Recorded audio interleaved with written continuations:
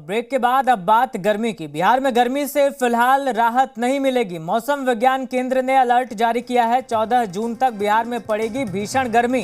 Heat wave को लेकर यह अलर्ट जारी किया गया है। तो जिस तरीके से भीषण गर्मी बिहार में पड़ रही है, फिलहाल उससे राहत लोगों को नहीं मिलने वाली है, चूंकि मौसम विज्ञान केंद्र ने अलर्ट जारी किया है। 14 जून तक बिहार में भीषण गर्मी पड़ेगी और हीट वेव को लेकर मौसम विज्ञान केंद्र ने यह अलर्ट जारी किया है।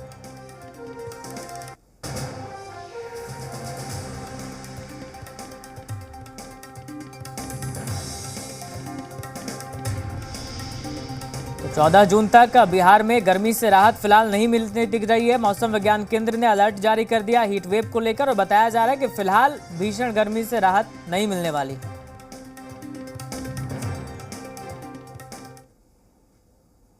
छपरा में भीषण गर्मी से लोग परेशान हैं, लेकिन इस आग उगलती गर्मी में रेल यात्रियों को हलकान कर दिया है।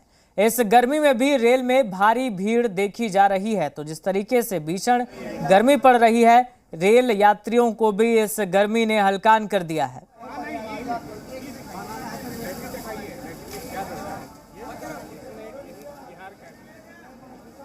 आप लोग लेटरिन में यात्रा क्या कर रहे हैं भाई?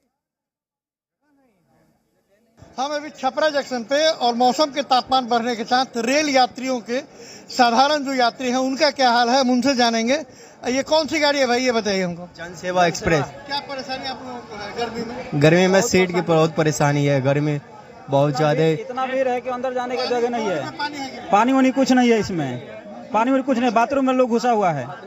यात्री सब बाथरूम में है। तस्वीरों में आप देखेंगे कि लगातार जो है यहाँ खड़ा होने का जगह नहीं है, ठीक है ना। और ये देखिए आप जो है ये भीतर की तस्वीरें हम आपको दिखाएंगे जहां भेड़ बकरी की तरह यात्री जो है यात्रा करने को विवश है। रेल प्रशासन ये कहता है कि हम यात्री को सेवा मुस्कान के साथ दे रहे हैं। परेशानी हो रहा है? जी जी पूरा क्या परेशानी है? गर्मी ज्यादा है, भीड़ ज्यादा है। सहरसा से अमृतसर जाने वाली जनसेवा ट्रेन है और यात्रियों से जानेंगे। एक महिला है, तस्वीरों में हम आपको दिखाएंगे।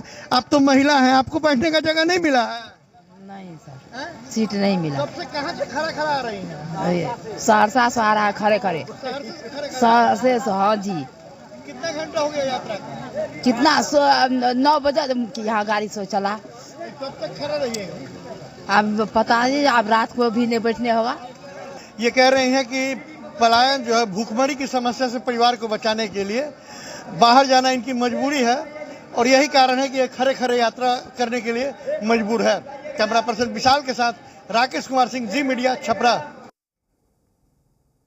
उत्तर भारत में गर्मी ने इस साल अपने सारे रिकॉर्ड तोड़ दिए हैं। बक्सर में तापमान 44 डिग्री के पार पहुंच गया है। गर्मी के चलते दोपहर में सड़कें वीरान हैं, लोग घरों से बाहर निकलने से बच रहे हैं। ऐसे में इस प्रचंड गर्मी में लू से बचने के लिए लोग तरल पदार्थ का सेवन कर रहे हैं। साथ ही हीटवेव से बचने के लिए लोग कई तरह की सावधानियां भी बरत रहे हैं। हाँ सर, कोई उपाय हो रहा है। हम लोग इतना गर्मी पड़ रहा है, हम लोग लस्सी पी रहे हैं, गन्ना का जूस पी रहे हैं। गर्मी से बहुत हम लोग परेशान हैं एकदम। इसमें कोई ये नहीं है। 44 डिग्री टेम्परेचर में हम लोग जी रहे हैं। यहाँ कोई सरकार कोई देखभाल नहीं कर रही है। वहीं मुंगेर में भी भीषण गर्मी ने लोगों का जीना मुहाल कर दिया है। तापमान में लगातार हो रही बढ़ोतरी ने लोगों को परेशान कर दिया है। सड़कों पर सुबह 11 बजे के बाद आवाजाही कम होने लगी है। गर्मी की वजह से लोग घरों से बाहर निकलने से बच रहे हैं। ग्रामीण इलाकों में भी इसका असर देखने को मिल रहा है। ग्रामीणों ने गर्मी से बचने के लिए केंद्र सरकार और राज्य सरकार से राष्ट्रीय राजमार्ग पर पेड़ पौधे लगवाने की अपील की है। तो वहीं गर्मी से बचने के लिए डॉक्टर लगातार लोगों को सलाह दे रहे हैं।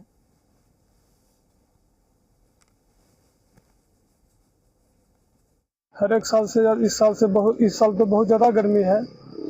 बिजली की भी समस्या थोड़ा बहुत आता है रात में भी, लेकिन इतना ग्रामीण लोग परेशान है, गरीब लोग परेशान है।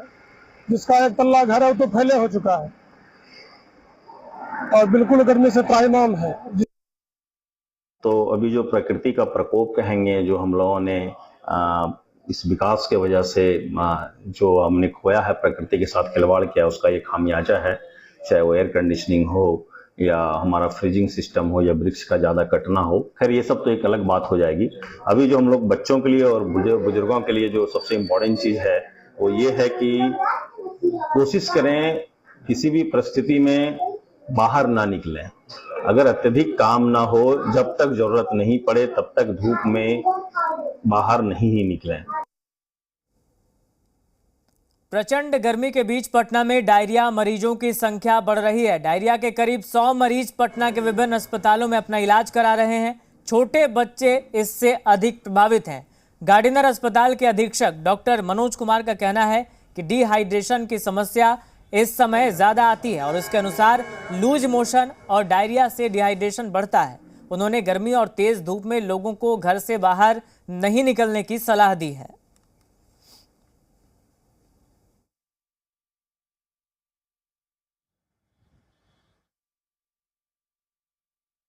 देखिए जो गर्मी है, जो काफ़ी तेज़ गर्मी पड़ रही है अभी, जिसका कि टेम्परेचर का जो है काफ़ी राइज़ कर रहा है। इवन 45-44 डिग्री हो रहा है, लेकिन जो उसका फील हो रहा है वो तकरीबन 50, 51, 52 के आसपास हो रहा है। और ये इसीलिए कि ह्यूमिडिटी लेवल इसका बहुत ज़्यादा है। तो जो गर्मी और ह्यूमिडिटी के साथ वो बहुत ही ख़राब होता है और ख़ासकर इसमें पेशेंट्स को डिहाइड्रेशन की जो है बहुत ज़्यादा बढ़ जाता है। तो अभी का जो मौसम है इसमें अगर लूज मोशंस डायरिया जो है बहुत कॉमन होता है, अगर होता है तो उस कंडीशन में डिहाइड्रेशन जो है और बहुत बढ़ता है और वैसे पेशेंट जो है काफ़ी बढ़ गए हैं इधर। और सभी पेशेंट आते हैं, उनका फ्लूइड हाइड्रेशन होता है, वो रिकवरी करके चले जाते हैं। बढ़ते गर्मी के साथ डायरिया का प्रकोप भी बढ़ने लगा है।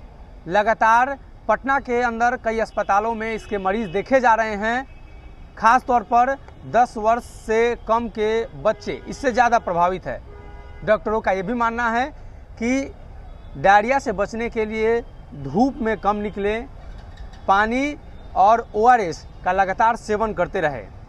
पटना के विभिन्न अस्पतालों को जोड़कर लगभग पिछले 10 दिनों में 150 के आसपास डायरिया के मरीज पहुंचे हैं। हालांकि जल्द ही उस पर काबू पा लिया गया है, लेकिन एहतियात के तौर पर अब भी सचेत रहने की ज़रूरत है, इसलिए कि जैसे जैसे गर्मी बढ़ेगी लूज मोशन के साथ डायरिया का प्रकोप भी बढ़ेगा और ऐसे में बाहर निकलते समय सर को ढककर निकलने की सलाह दी जा रही है। वहीं दोपहर इधर गर्मी बढ़ने के साथ ही बक्सर के सदर अस्पताल में मरीजों की संख्या में भी लगातार इजाफा हो रहा है। जानकारी के मुताबिक आम दिनों के मुकाबले मरीजों की संख्या काफी ज्यादा बढ़ गई है। सामान्य दिनों में बक्सर सदर अस्पताल में इलाज के लिए रोजाना 400 से 500 मरीज पहुंचते थे, लेकिन गर्मी बढ़ने के कारण इन दिनों सदर अस्पताल में 600 से 700 मरीज पहुंच रहे हैं, जिनमें सर्दी, बुखार, पेट दर्द, दस्त और लूज मोशन के मरीजों की संख्या ज़्यादा है। हालांकि राहत की बात यह है कि लू के शिकार कम लोग पहुंच रहे हैं।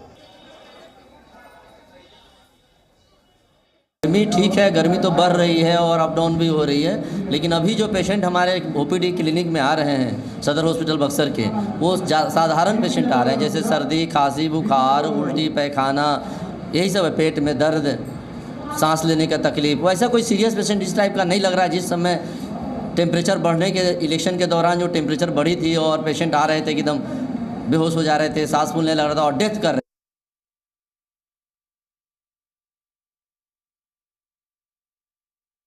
तो देखिए लगातार जो मरीजों की संख्या है वो बढ़ती जा रही है। आम दिनों में जहां 400 से 500 मरीज पहुंचते थे अस्पताल, वहीं अब 600 से 700 मरीज पहुंच रहे हैं। हालांकि राहत की बात इनमें यह है कि इनमें लू के शिकार लोग कम हैं। ज़्यादातर जो लोग पहुंच रहे हैं उनमें बुखार की शिकायत है, दस्त की शिकायत है, उल्टी की शिकायत है और लगातार जो डॉक्टर्स हैं वो भी उचित सलाह लोगों को दे रहे हैं ताकि भीषण गर्मी से अपने आप को बचा सकें।